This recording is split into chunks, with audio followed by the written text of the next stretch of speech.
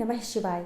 जय माता दी दोस्तों, आपके अपने चैनल धर्म साधना में आपका बहुत बहुत स्वागत है। माँ भगवती दुर्गा की कृपा आप और आपके पूरे परिवार पर सदा सर्वदा बनी रहे। दोस्तों, प्रदोष का व्रत भगवान भोलेनाथ की कृपा पाने के लिए, भगवान भोलेनाथ को प्रसन्न करने के लिए और किसी भी मनोकामना को शीघ्र पूर्ण करने के लिए शास्त्रों के अनुसार सर्वश्रेष्ठ व्रत माना गया है। कोई भी आपके जीवन में समस्या हो, किसी भी प्रकार के संकट से घिरे हों, चाहे आप कर्ज से घिरे हों, संतान प्राप्ति में बाधा है, धन प्राप्ति में बाधा है, विवाह में बहुत अधिक देरी हो रही है, मनचाहा जीवन साथी चाहिए या कर्ज से मुक्ति चाहिए, अपार धन संपदा सुख समृद्धि की प्राप्ति चाहिए।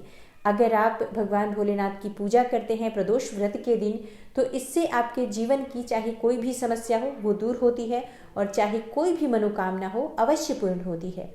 किसी भी प्रकार का अगर आपकी जन्म कुंडली में कोई ग्रह दोष है जिसकी वजह से आपके जीवन में बहुत अधिक परेशानियां आ रही हैं, तो जन्म कुंडली के सभी ग्रह दोषों को दूर करने वाला जो व्रत माना गया है वो प्रदोष का व्रत माना गया है।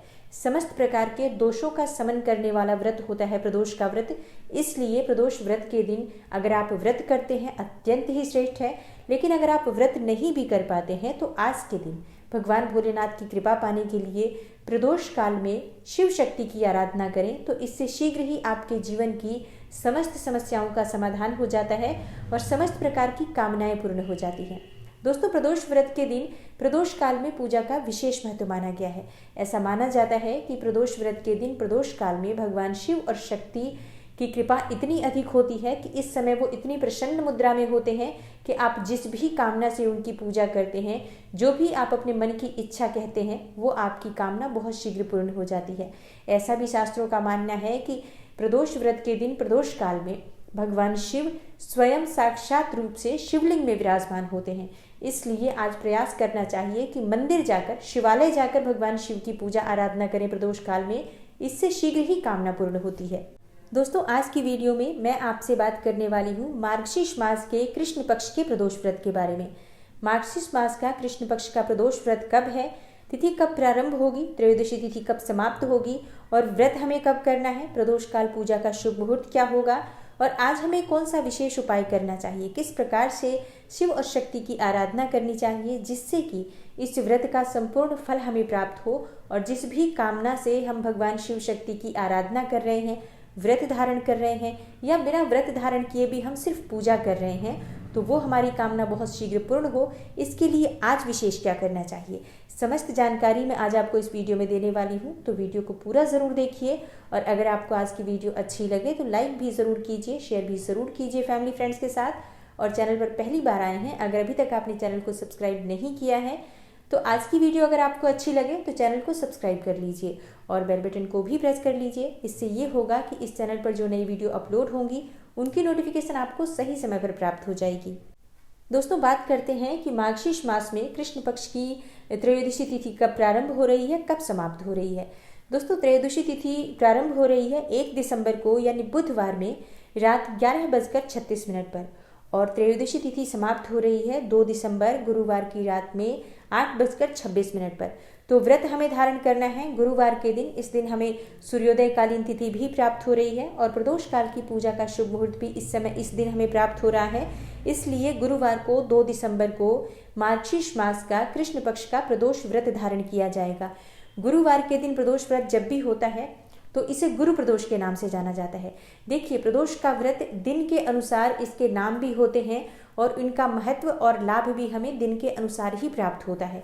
तो जैसे कि गुरुवार का जो प्रदोष होता है, गुरु प्रदोष जो होता है, इस व्रत को धारण करने से धन, संतान, विवाह में आ रही जो बाधाएं होती हैं वो दूर होती हैं, मन चाही कामना पूर्ण होती है। इसके अलावा आपके भाग्य में वृद्धि होती है, क्योंकि इस दिन जब हम पूजा करते हैं महादेव की तो भगवान शिव शक्ति की तो कृपा हमें प्राप्त होती ही है। इसके अलावा गुरुवार का दिन जो कि भगवान विष्णु को अति प्रिय है, तो आज हम विष्णु की भी पूजा करते हैं, भगवान विष्णु की, तो इनकी भी कृपा हमें प्राप्त होती है। बृहस्पति देव जो कि भाग्य के कारक हैं, हमारे सुखों के कारक हैं, संतान, धन और विवाह के कारक हैं, इनकी भी कृपा हमें प्राप्त होती है। तो गुरु प्रदोष का दिन बहुत महत्वपूर्ण होता है। अगर आप गुरु प्रदोष के दिन विधि विधान से शिव शक्ति की आराधना करते हैं, कुछ विशेष उपाय करते हैं, तो इससे आपके जीवन में चाहे कोई भी कामना हो अवश्य ही पूर्ण होती है। दोस्तों, बात करें प्रदोष काल के पूजा मुहूर्त के बारे में, क्योंकि शाम की पूजा का ही विशेष महत्व होता है प्रदोष व्रत में। तो शाम को 4:51 से लेकर शाम को 6:21 तक ये पूजा का शुभ मुहूर्त होगा। शाम को प्रदोषकालीन पूजा का शुभ मुहूर्त है। इस समय में आपको पूजा करनी चाहिए। दोस्तों, बात करते हैं कि प्रदोष व्रत की पूजा विधि क्या होगी और व्रत के नियम क्या होते हैं। देखिए, प्रदोष का व्रत जब आप करना चाहते हैं या नहीं भी करना चाहते हैं, भगवान शिव शक्ति की विशेष कृपा चाहते हैं, तो आप प्रातःकाल जल्दी उठ जाएं, सुबह सूर्योदय से पहले उठें, स्नान इत्यादि करने के बाद सूर्यदेव को जल अर्पित करें, भगवान शिव की पूजा करें, भगवान विष्णु की पूजा करें, क्योंकि आज गुरुवार का दिन है तो भगवान विष्णु की पूजा अवश्य करनी है। इसके साथ ही भगवान भोलेनाथ के सामने शुद्ध घी का दीपक प्रज्वलित करके आपको हाथ में जल लेना है, पुष्प लेना है, अक्षत लेना है और दाहिने हाथ में ये सामग्री लेकर आप मन से भगवान शिव के सामने संकल्प लीजिए कि आज आप प्रदोष का व्रत धारण कर रहे हैं और आपके मन की कोई भी कामना हो, भगवान शिव से कहिए कि वो कामना शीघ्र ही पूर्ण हो। व्रत में, पूजा पाठ में किसी भी प्रकार की मुझसे भूल चूक हो जाए, इसके लिए मुझे क्षमा करें। इस प्रकार से भगवान शिव से प्रार्थना करते हुए आप व्रत की शुरुआत करें, अगर आप व्रत धारण करना चाहते हैं तो।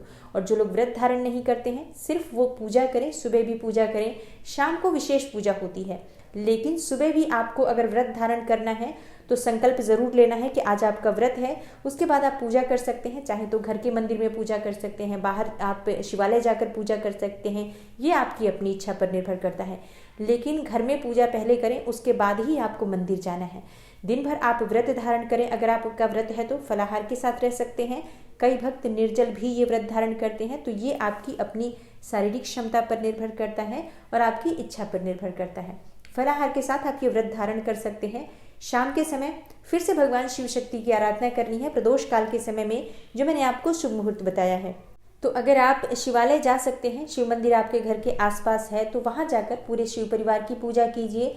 नहीं तो अपने घर में भी भगवान शिव और पार्वती की जो फोटो है, प्रतिमा है, उस पर भी पूजा कर सकते हैं, या फिर शिवलिंग है तो शिवलिंग पर पूजा कर सकते हैं। शिवलिंग अगर आप बनाना चाहें तो मिट्टी का शिवलिंग बनाकर भी पूजा कर सकते हैं। देखिए, जैसी हमारे पास उपलब्धता होती है, हमें श्रद्धा भक्ति से उसी के अनुसार पूजा करनी चाहिए। मुख्य हमारी भावना होती है, हमारी श्रद्धा होती है। अगर हम श्रद्धा पूर्वक भगवान शिव की पूजा कहीं भी करते हैं तो पूजा स्वीकार्य होती है। लेकिन फिर भी कोशिश करना चाहिए कि अगर घर के आसपास मंदिर है, व्रत आपने धारण कर रखा है, या बिना व्रत किए भी अगर आप विशेष किसी समस्या से परेशान हैं या विशेष आपकी कोई मनोकामना हो, तो आप मंदिर जाकर पूजा करें पूरे शिव परिवार की, तो शीघ्र ही कामना पूर्ण होती है। मंदिर में ऊर्जा का स्तर ज़्यादा होता है, इसलिए हमारी कामना बहुत शीघ्र पूर्ण होती है। अब आज विशेष क्या उपाय करना चाहिए। पूजा आप विधि विधान से भगवान शिव शक्ति की करें, जैसे कि शाम के समय आपको प्रदोष व्रत के दिन अभिषेक भी करना होता है। कई भक्त पूछते हैं कि क्या शाम को हम अभिषेक कर सकते हैं। जी बिल्कुल कर सकते हैं। शिव जी की पूजा हम 24 घंटे कभी भी कर सकते हैं, और इसके अलावा हम जल भी कभी भी चढ़ा सकते हैं। पूरे दिन, पूरी रात्रि में भगवान शिव पर हम कभी भी जल का अभिषेक कर सकते हैं। तो शाम को भी आप विधि विधान से शिव जी की पूजा कीजिए, शिवलिंग का अभिषेक करें। धूप, दीप, नैवेद्य, बिल्वपत्र, ये सब चीज़ें भगवान शिव को चढ़ाई जाती हैं। धतूरा, सफ़ेद पुष्प, आंकड़े के पुष्प आप ले सकते हैं। इसके अलावा सफ़ेद मिठाई का भोग लगा सकते हैं आप। फलों में आप किसी भी प्रकार के फल का भोग लगा सकते हैं, संभव हो तो 5 प्रकार के फल का भोग लगाएं। इस तरह से आप भगवान शिव की पूजा करें। आप चाहे तो चावल की खीर बनाकर भी भगवान शिव की पूजा कर सकते हैं, शिव को भोग स्वरूप अर्पित कर सकते हैं। ये आपकी पूरी तरह से अपनी इच्छा, अपनी शक्ति सामर्थ्य पर निर्भर करता है। आप विधि विधान से भगवान शिव का पूजन करें। अब जानते हैं कि विशेष उपाय क्या करना चाहिए, मंत्र किसका जप करना चाहिए। देखिए, भगवान शिव की पूजा कर रहे हैं, ओम नमः शिवाय पंचाक्षरी मंत्र श्रेष्ठ होता है। इसके अलावा आप महामृत्युंजय मंत्र का जप कर सकते हैं, शिव सहस्त्र नाम का पाठ कर सकते हैं, शिव पंचाक्षर स्तोत्र का पाठ कर सकते हैं, शिव तांडव स्तोत्र का पाठ कर सकते हैं। देखिए, पूरा दिन ही भगवान शिव को समर्पित है। आप जब चाहें जिस भी स्तोत्र का पाठ करते हैं बहुत श्रेष्ठ होता है, क्योंकि पूरा दिन भगवान शिव को समर्पित है। हम जितना अधिक आज शिव नाम का जप करेंगे, उतना अधिक हमें इस व्रत का संपूर्ण फल भी प्राप्त होता है। और इस दिन का संपूर्ण लाभ हमें तभी प्राप्त होता है जब हम शिव शक्ति के नाम का, मंत्र का जप पूरे दिन करते रहते हैं। अब जानते हैं कि आज ऐसा क्या विशेष उपाय करें जिससे कि इस व्रत का संपूर्ण फल हमें प्राप्त हो और किसी भी कामना से, चाहे आप धन प्राप्ति की कामना रखते हो, संतान प्राप्ति की कामना हो, या फिर आपके विवाह में बहुत अधिक देरी हो रही है, मनचाहा जीवन साथी चाहते हैं, अपार धन संपदा चाहते हैं, कर्ज से मुक्ति चाहते हैं, या और भी कोई विशेष समस्या है आपके मन की, तो आज आप इस उपाय को कर सकते हैं। इन उपायों को करने से आपकी कोई भी कामना हो शीघ्र पूर्ण होती है। तो बात करें पहले उपाय के बारे में, तो बहुत आसान उपाय है। आपको 108 दाने चावल के लेने हैं। चावल जो कि बिल्कुल भी खंडित नहीं होना चाहिए, बिल्कुल भी टूटा हुआ नहीं होना चाहिए, जिसे अक्षत कहा जाता है। ऐसे 108 दाने आप चावल के लें। जब आपकी पूजा पूर्ण हो जाती है शाम के समय, प्रदोष काल में ही ये उपाय करना है। तो जब आप पूरी पूजा कर लेते हैं, शिवलिंग पर सभी चीज़ें अर्पित करें, माँ पार्वती को आप लाल पुष्प अर्पित करें, उन्हें चुन्नी अर्पित करें, संभव हो तो सुहाग सामग्री अर्पित करें। ये आप अपने विधि विधान से सामर्थ्य के अनुसार पूजा करिए। शिव पार्वती, गणेश, नंदी देवता और कार्तिकेय भगवान, पूरे परिवार की पूजा करनी है। उसके बाद शिवलिंग पर ये चीज़ें अर्पित करनी है आपको। 108 दाने चावल के लिए हाथ में अपने रख लीजिए और एक पात्र में रख लीजिए, और उसके बाद से अपने दाहिने हाथ से आपको एक एक दाना उठाना है। ओम नमः शिवाय बोलते हुए आपको एक एक दाना शिवलिंग पर रखते जाना है, अर्पित करते जाना है। और इस प्रकार से आपको 108 दाने शिवलिंग पर अर्पित करने हैं ओम नमः शिवाय का मंत्र जप करते हुए।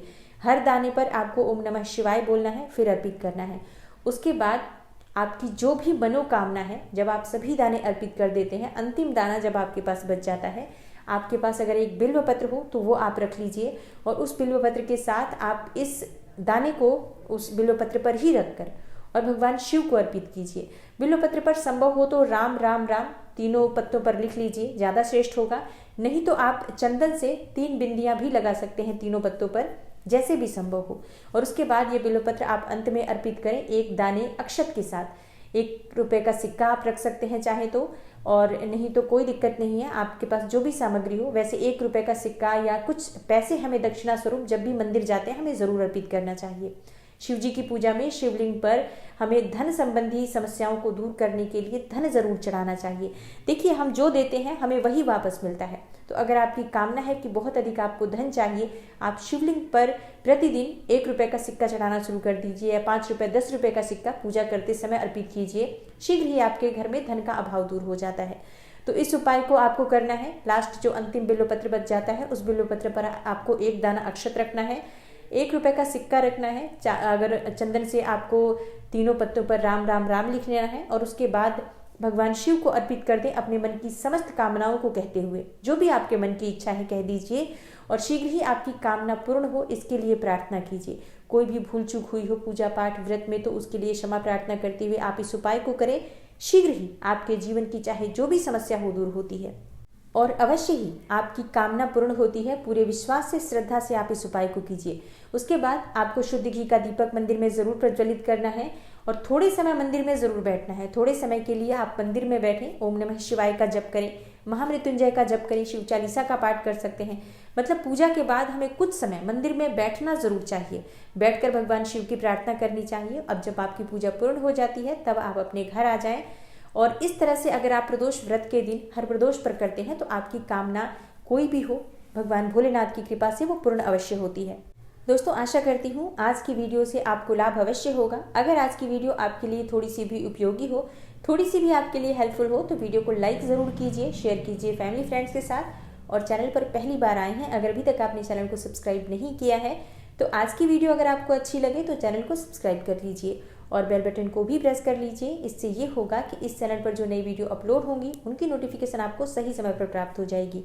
मैं मिलती हूँ आपसे अगली वीडियो में, तब तक के लिए नमस्कार।